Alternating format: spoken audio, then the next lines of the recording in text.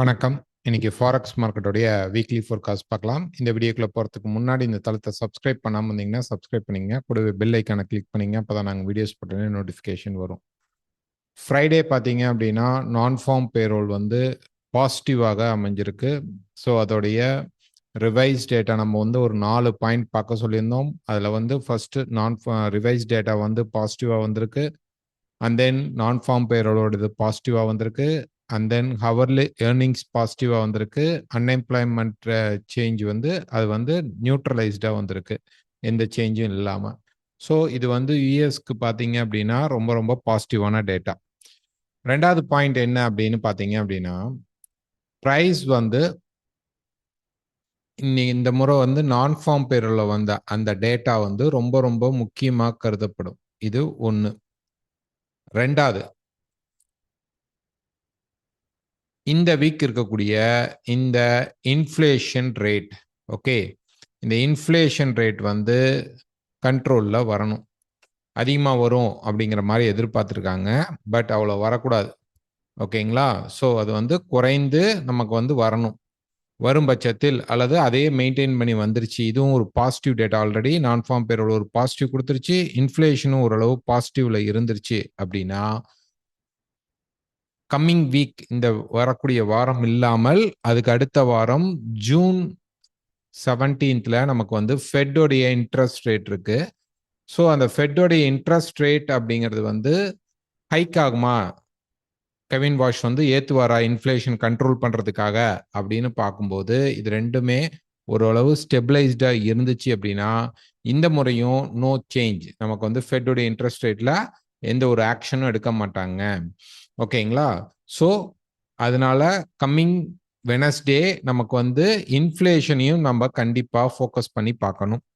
ஓகேங்களா? So dollar index வந்து ஓரளவு ஸ்டேபிளாக இருந்தது அப்படின்னா அவங்க நெக்ஸ்ட் வந்து பார்த்தீங்க அப்படின்னா இன்ட்ரெஸ்ட் ரேட் வந்து இன்க்ரீஸ் பண்ணுறதுக்கு அவசியம் இருக்காது. ஸோ இதை தாண்டி பார்த்தீங்க அப்படின்னா நமக்கு வியாழக்கிழமை அன்னைக்கு பிபிஐ இருக்கு, அவ்வளோதான். பெரிய நியூஸஸ் அப்படிங்கிறது இல்லை. ஓகே, ஸோ இதில் வந்து கேடுக்கும் ஈரோக்கும் நமக்கு வந்து பார்த்தீங்க அப்படின்னா இன்ட்ரெஸ்ட் ரேட் இருக்கு. அண்டு நெக்ஸ்ட் வீக் தான் நமக்கு வந்து யூஎஸ்க்கான இன்ட்ரெஸ்ட் ரேட் இருக்கு. இப்போ டாலர் இண்டெக்ஸ் பார்க்கலாம்.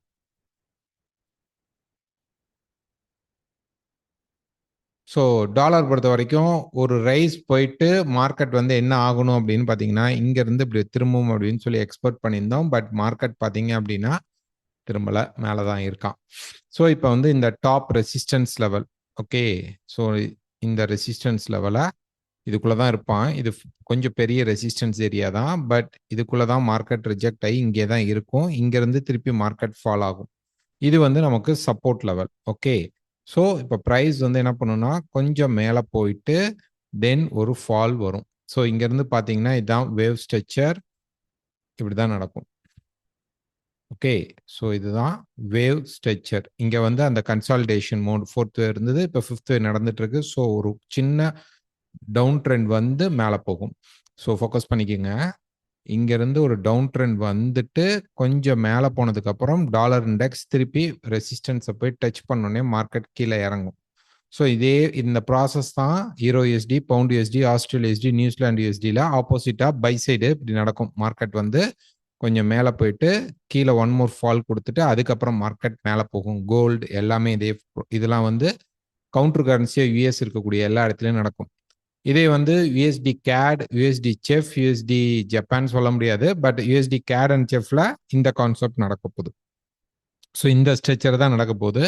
ஸோ இது இப்போ மார்க்கெட் பார்த்தீங்கன்னா இப்போ ஒரு பம்ப் மேலே இருக்கு இல்லைங்களா யூஎஸ், இதோடைய கண்டினியூட்டி ஒரு 1 or 2 days இருக்கும்.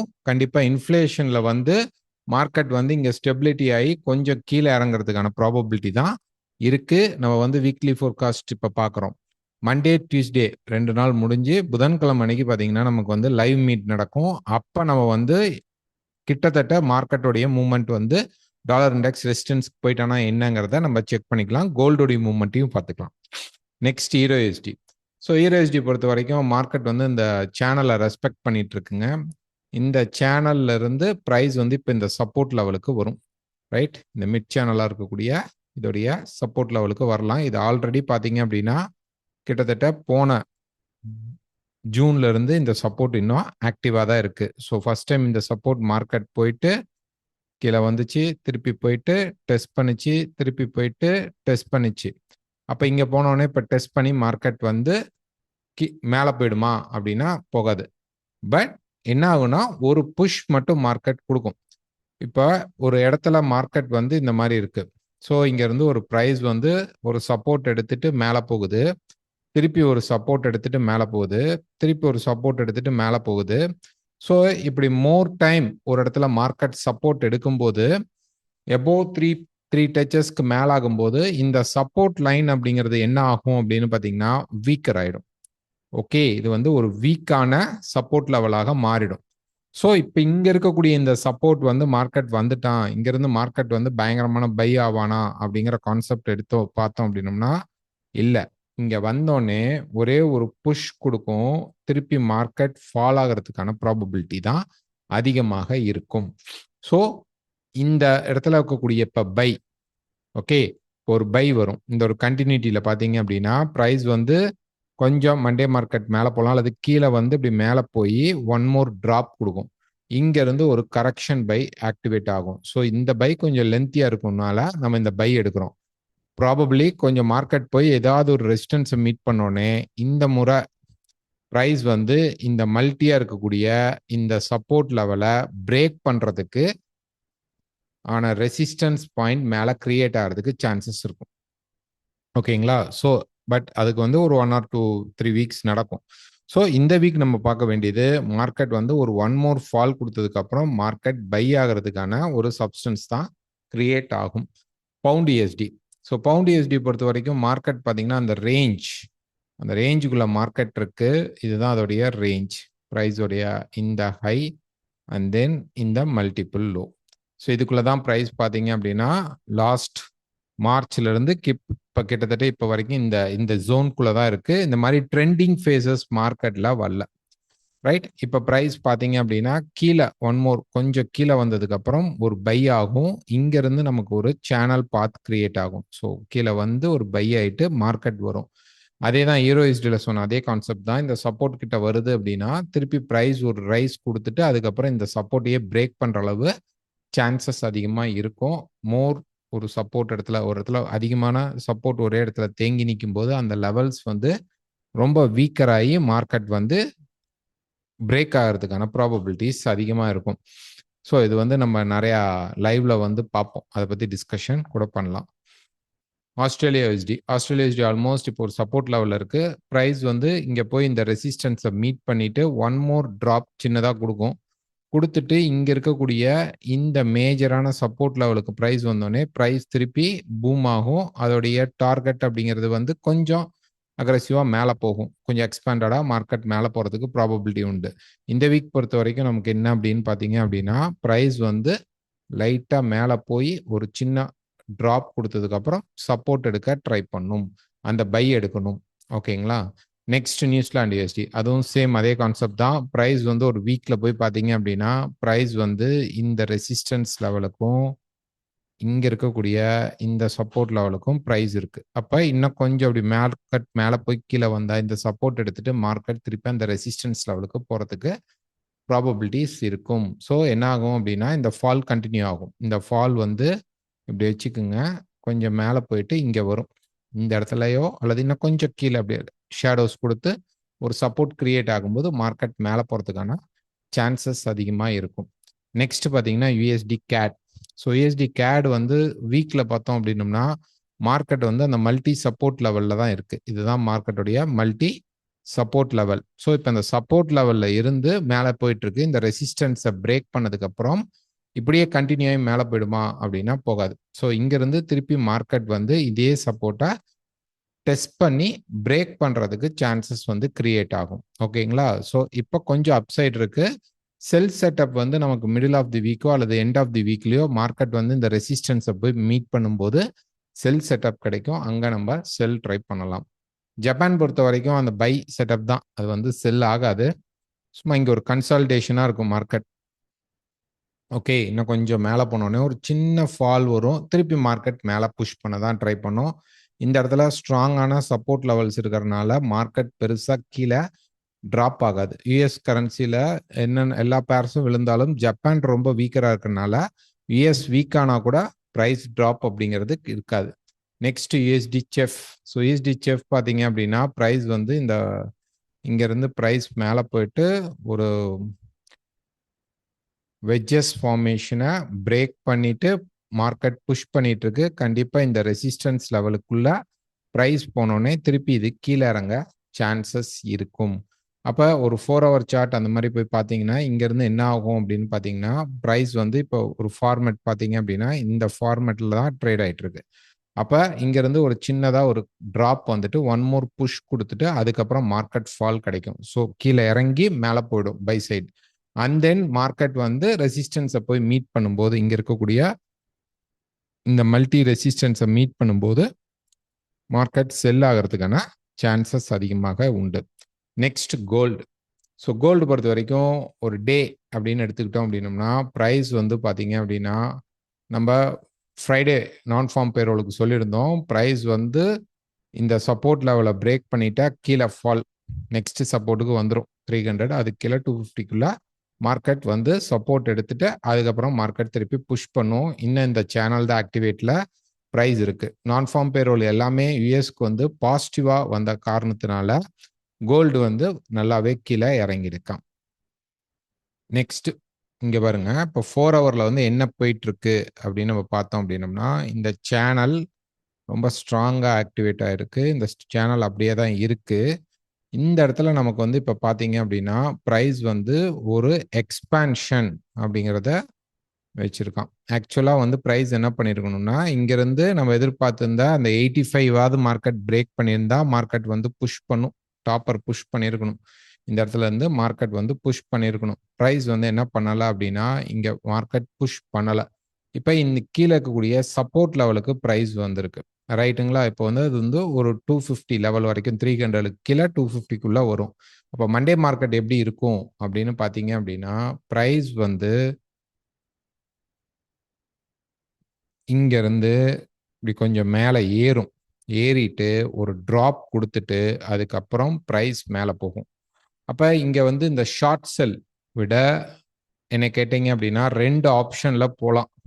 இங்கே ஒரு பை செட்டப் கிடைச்சா ட்ரை பண்ணலாம், இங்கே பை செட்டப் கிடைச்சா ட்ரை பண்ணலாம். மார்க்கெட்டே ஃபால் ஆகிட்டு இருக்கு, இப்போ போய் பை பண்ண சொல்கிறீங்க அப்படின்னு கேட்காதீங்க. இந்த இடத்துல மார்க்கெட் வந்து ஃபால் வந்து முடிஞ்சதுக்கு அப்புறம் கண்டிப்பா கரெக்ஷனோ அல்லது திருப்பி ரிவர்சலோ கொடுக்க போது இந்த ஏரியா சப்போர்ட் ஏரியா 300ல இருந்து 250. சம்டைம்ஸ் நம்ம வந்து அந்த ஒரு பாயிண்ட் இப்போ வந்து பார்க்கும்போது அந்த பாயிண்ட்டுக்கு பக்கத்துல மார்க்கெட் வந்துட்டு கீழே இறங்கிடுது அல்லது பக்கத்துல வந்துட்டு மேலே போயிடும். அப்ப நம்ம 300 or 250 எதிர்பார்க்கும்போது அது வராமையும் இங்க இருந்தும் மார்க்கெட் பை ஆகலாம். ஸோ இங்க நீ பை செட்டப் நம்ம பை சைடில் ஃபோக்கஸ் பண்ணுவோம். நான் மண்டே அல்லது டியூஸ்டே வந்து செட்டப் கிடச்சிச்சு அப்படின்னா கண்டிப்பாக நாங்கள் ஒரு வீடியோ வந்து உங்களுக்கு கொடுக்குறோம். ஸோ நேற்று மார்னிங், அதாவது ஃப்ரைடே மார்னிங் வந்து நாங்கள் கொடுத்தது மார்க்கெட் இங்கே இருக்கும்போது இந்த லெவல் பிரேக் ஆகாமல் ப்ரைஸ் வந்து இந்த ஹை மினிமம் இந்த ஹையவாவது மார்க்கெட் பிரேக் பண்ணுச்சு அப்படின்னா நம்ம பை செட்டப்புக்குள்ளே ட்ரை பண்ணலாம் அப்படின்னு பார்த்துச்சு. பட் ஆனால் மார்க்கெட் வந்து ஒரு இனிஷியலாக வந்துட்டு டக்குன்னு மார்க்கெட் ஃபால் வந்துச்சு. இந்த லோ பிரேக் ஆகக்கூடாது. ஓகே, இந்த லோ பிரேக் ஆயிடுச்சுன்னா நல்ல ஃபால் இருக்கும்னு எதிர்பார்த்தது நடந்துருச்சு. ஓகேங்களா? ஸோ ஸ்டாப் லாஸ் இதுக்கு தான் வைக்கணும். எல்லா டைம் நம்ம ப்ரிடிக்ட் பண்ணுறது கரெக்டாக இருக்கணும்னு அவசியம் இல்லை. சில நேரங்களில் மார்க்கெட் வந்து நமக்கு ரெஸ்பான்ஸ் பண்ணாமலும் போகலாம். ஸோ இப்போதைக்கு நமக்கு வந்து 4,350க்கு மேலே மார்க்கெட் வந்து பாஸ் பண்ணும்போது பார்க்கணும். ப்ரைஸ் வந்து திருப்பி வந்து சப்போர்ட் லெவல் இங்கே கிடைச்சிச்சு அப்படின்னா இங்கேயே பை ட்ரை பண்ணிடுவோம். இல்லை அந்த ஃபால் வந்துட்டு மார்க்கெட் டேர்ன் ஆச்சுன்னா அப்புறமேட்டு நம்ம பை ட்ரை பண்ணுறது. இது என்ன பண்ணணும்னா நமக்கு ரீட்ரேஸ்மெண்ட்டாக 4,420 வரைக்கும் மினிமம் போகும். அதுக்கப்புறம் இந்த ஹையையும் மார்க்கெட் உடைக்கலாம். இந்த ஃபால் கொடுத்துருச்சு, இந்த ஃபால் வந்து கொடுத்துருச்சு, ரைட்? இங்கே பாருங்க, இப்போ இங்கேருந்து ஸ்ட்ரைட்டாக போனால் நம்ம வந்து 420 வரைக்கும் நம்ம எதிர்பார்க்கலாம். 4,420 வரைக்கும் எதிர்பார்க்கலாம்.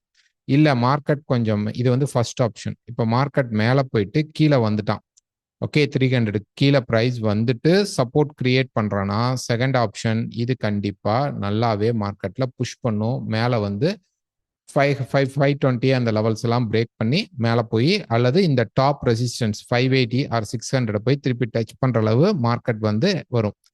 ஏன் அவ்வளோ தூரம் வரணும் அப்படின்னு பார்த்தீங்க அப்படின்னா இது வந்து எக்ஸ்பான்ஷன் 4 ஹவரில் நம்ம இப்போ பார்த்துட்டு இருக்கிற எக்ஸ்பான்ஷன் மோடு இதுதான். ஓகே, ஸோ இங்கே சப்போர்ட் எடுத்தால் திருப்பி இங்கே போகிறதுக்கான ப்ராபபிலிட்டி இருக்குது. பட் ஃபர்ஸ்ட் நம்ம ஸ்டெப் பை ஸ்டெப் போகலாம். ஒவ்வொரு பாயிண்ட் மார்க்கெட் மூவ் ஆகும்போது தான் நம்ம போகணும். ஸோ இப்போ நம்ம இந்த 2 ஆப்ஷனில் ஏதாவது ஒரு ஆப்ஷன் நடந்தால் பை போகலாம். இல்லைங்க எனக்கு செல் செட்டப் தான் இன்னும் கிளியராக தெரியுது, பை செட்டப் அப்படிங்கிறது சுத்தமாக கிடைக்கல, செல் செட்டப்பில் தான் இருக்குது அப்படின்னா கண்டிப்பாக நீங்கள் உங்களுடைய ஐடியாவில் ட்ரேட் பண்ணலாம். ஸ்டாப் லாஸ் யூஸ் பண்ணி ட்ரேட் பண்ணுங்கள், ஸ்டாப் லாஸ் இல்லாமல் போகாதீங்க. மார்க்கெட் வந்து பியூர் இந்த பீரியட் வந்து பியூர் ஈரான் யூஎஸ் வார் பேஸ் பண்ணி நிறைய மேனிப்புலேஷன்ஸ் நடக்கும். அந்த லெவல்ஸை மார்க்கெட் வந்து ரீச் பண்ணுவான். ஆனால் அந்த ரீச் எப்படி நடக்கும் அப்படிங்கிறது எதிர்பார்க்கும் எக்ஸ்பெக்டேஷனில் நடக்காது. ஆஃப்டர் ஆர் பிஃபோர் வந்து மார்க்கெட் நடக்கும். ஸோ அதனால் அதை மைண்டில் வச்சுக்கிட்டு அக்கௌண்ட் யூஸ் பண்ணுறவங்க ஸ்டாப் லாஸ் யூஸ் பண்ணி ட்ரேட் பண்ணுங்கள். அதே மாதிரி அக்கௌண்ட் ஓப்பன் பண்ணணும் அப்படின்னா நீங்கள் எனக்கு வாட்ஸ்அப் பண்ணலாம், எனக்கு கால் பண்ணலாம். Next silver. ஸோ சில்வர் பொறுத்த வரைக்கும் ப்ரைஸ் பார்த்தீங்க அப்படின்னா இந்த ரேஞ்ச்.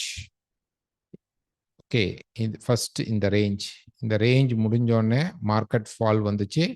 இந்த ரேஞ்ச் இருந்தது, இங்கே எதிர்பார்த்தது கொஞ்சம் அப்படி புஷ் பண்ணி இறங்கணும்.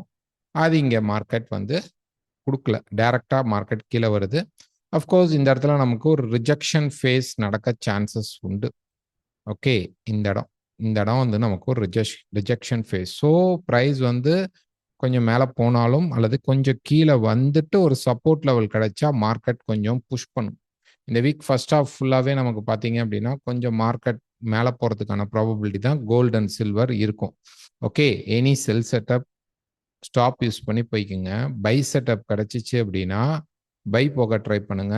அது மினிமம் 72 அல்லது மேலே இருக்கக்கூடிய 80. ஃபர்ஸ்ட் 72 தான், அதுக்கப்புறம் அது ஃபார்வர்ட் ஆச்சுன்னா மார்க்கெட் வந்து 80 வரைக்கும் போகிறதுக்கு சான்சஸ் இருக்கும். ஸோ 72 வரைக்கும் கீழே வந்து வந்தாலும் திருப்பி மார்க்கெட் மேலே புஷ் பண்ணுறதுக்கான சான்சஸ் தான் அதிகமாக இருக்கும். பிடிசி. ஸோ பிட்காயின் பொறுத்த வரைக்கும் வீக்கில் லாஸ்ட் வீக் கூட சொல்லியிருந்தோம், மார்க்கெட் வந்து குறைஞ்சபட்சம் நமக்கு வந்து ப்ரைஸ் வந்து அந்த 56,000 வரைக்கும் ப்ரைஸ் வந்து ட்ராப் ஆகும். அதுதான் இப்போ நடந்துட்டு இருக்கு. ஸோ இன்னும் கொஞ்சம் இப்படி மேலே போயிட்டு ஒன் மோர் ட்ராப் கொடுத்ததுக்கு அப்புறம் மார்க்கெட் பை கிடைக்கலாம். அல்லது 45, 43 வரைக்கும் திருப்பி இறங்குறதுக்கும் சான்சஸ் இருக்கும். நமக்கு 56ங்கிறது மினிமம் ஃப்ளோர். அந்த ஃப்ளோரை அவன் டச் பண்ணணும். இந்த இடத்துல ஒரு பை செட்டப் மாதிரி தெரிஞ்சுது. இருந்தாலும் அந்த பை நடக்காது. மேக்சிமம் வந்து எப்பனாலும் மார்க்கெட் ட்ராப் வரணும். 84 தாண்டல, அதுக்குள்ளேயே மார்க்கெட் வந்து மேக்சிமம் அங்கேயே வந்து நின்றுட்டு ப்ரைஸ் வந்து ட்ராப் ஆக ஆரம்பிச்சிருச்சு. ரைட்டுங்களா? ஸோ அடுத்தது என்ன அப்படின்னு நம்ம பார்த்தோம் அப்படின்னோம்னா,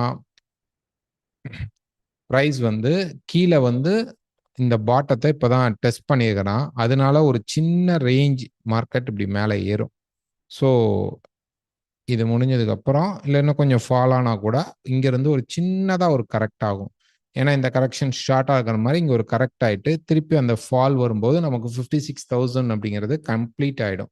அதுக்கப்புறம் தான் நம்ம மார்க்கெட்டை வந்து நெக்ஸ்ட் அடுத்தது பிடிக்கணும். இப்போ இதில் வந்து எக்ஸ்பான்ஷன் பாயிண்ட் அப்படின்னு நம்ம பார்க்கும்போது ப்ரைஸ் வந்து இந்த சேனலை விட்டு வெளியில் போயிட்டு கீழே வந்திருக்கு. அப்போ நம்ம என்ன பண்ணணும் அப்படின்னா நெக்ஸ்ட் நம்மளுடைய கனெக்ட் அப்படிங்கிறது வந்து இங்கே இருக்கக்கூடிய இதை தான் நம்ம வச்சுக்கணும். ஓகே, அப்போ இதை வைக்கும்போது நமக்கு ஆல்மோஸ்ட் பார்த்தீங்க அப்படின்னா இங்கேருந்து இந்த மெயின் இந்த சேனல்ஸ்லாம் வரும். அப்போ இதோடைய எக்ஸ்பான்ஷன் மோட் அப்படின்னு நம்ம இங்கே வைக்கும்போது இந்த ஃபால் கண்டிப்பாக கீழே 45 வரைக்கும் வரதுக்கும் சான்சஸ் இருக்கு. ரைட், ஒன்று 56க்கு வரணும், அதையும் தாண்டிச்சுன்னா 46 வரைக்கும் அப்படி மெதுவாக இறங்கும்போது 48 அதெல்லாம் 46 வரைக்கும் 45 வரைக்கும் மார்க்கெட் இறங்குறதுக்கு சான்சஸ் வந்துடும். ஓகே, ஸோ இந்த டாட் இப்போ நம்ம கனெக்ட் பண்ணுறோம். ஸோ தட் நமக்கு வந்து ஃபால் அப்படிங்கிறது மினிமம் 56லேருந்து 45 வரைக்கும் இருக்குது. அது முடிஞ்சாதான் நீங்கள் அடுத்தது பை செட்டப்குள்ள ட்ரை பண்ணணும். Next oil. ஸோ ஆயில் பொறுத்த வரைக்கும் பார்த்தீங்க அப்படின்னா மார்க்கெட் வந்து இந்த வீக் வந்து கொஞ்சம் இப்படி கீழே வந்துட்டு தென் அதுக்கப்புறம் தான் எனி சப்போர்ட் கிடைத்தால் மட்டும்தான் மேலே போகும். சப்போர்ட் கிடைக்கல அப்படின்னா மார்க்கெட் மேலே போகாது. இது ஃபுல்லாகவே நமக்கு சப்போர்ட் லெவல். அதனால கீழே வந்து நமக்கு 83 வரைக்கும் கூட ஆயில் இறங்குறதுக்கு சான்சஸ் அதிகமாக இருக்கும். இன்னும் பை செட்டப் அப்படிங்கிறது ஸ்ட்ராங்காக கிடைக்க மாட்டேங்குது. ரைட். இப்போ ஒரு 4 ஹவர் சார்ட் எடுத்தோம் அப்படின்னோம்னா ப்ரைஸ் வந்து இந்த ஏரியாக்குள்ள சப்போர்ட் எடுத்துச்சு அப்படின்னா நம்ம வந்து ஒரு இந்த மாதிரி ஒரு சேனல் போட்டுக்கலாம். இந்த சேனல்ல ப்ரைஸ் வந்து இன்னும் கொஞ்சம் கீழே வந்துட்டு கூட இந்த சேனலை பிரேக் பண்ணுச்சு அப்படின்னா திருப்பி இங்கேருந்து மார்க்கெட் ஃபார்வர்ட் ஆகும். இது நடந்தால் கோல்டு சில்வர் இதெல்லாம் கீழே இறங்குறதுக்கான சான்சஸ் தான் இருக்கும். ஓகேங்களா? ஸோ ஆயிலில் மேலே போனால் வாரோடைய சிவியர்னஸ் அதிகமாகுதுன்னு அர்த்தம்.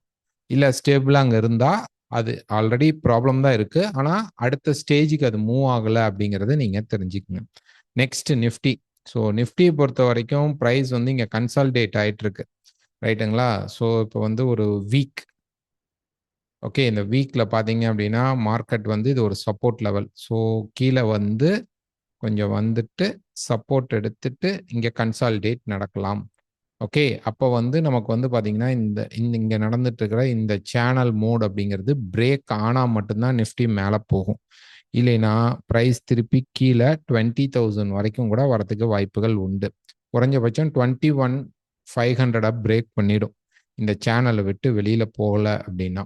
ஸோ பார்க்கலாம். நம்மளுடைய ருப்பி வந்து ரொம்ப வீக்கர் ஆகிட்டு இருக்கு. மார்க்கெட்டை வந்து ஸ்டேபிள் பண்ணி பிடிச்சி நிறுத்தி வச்சிட்டு இருக்காங்க. எப்போ வேணாலும் திருப்பி வந்து ஐஎன்ஆர் வந்து 97 இதெல்லாம் பிரேக் பண்ண ஆரம்பிச்சிருச்சு அப்படின்னா கண்டிப்பாக நிஃப்டி வந்து நல்லாவே ஃப்ரீ ஃபால் நடக்கிறதுக்கு சான்சஸ் அதிகமாக இருக்கும்.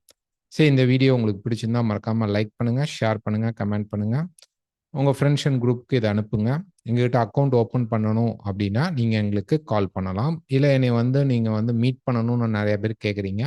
ஸோ நாங்கள் திருச்செங்கோடு, நாமக்கல் டிஸ்ட்ரிக்ட் திருச்செங்கோட்டில் தான் நம்ம ஆஃபீஸ் இருக்குது. ஸோ நீங்கள் வரதுன்னா முன்னாடியே கேட்டுட்டு ஒரு அப்பாயின்மெண்ட் வாங்கிட்டு வாங்க. தேங்க்யூ.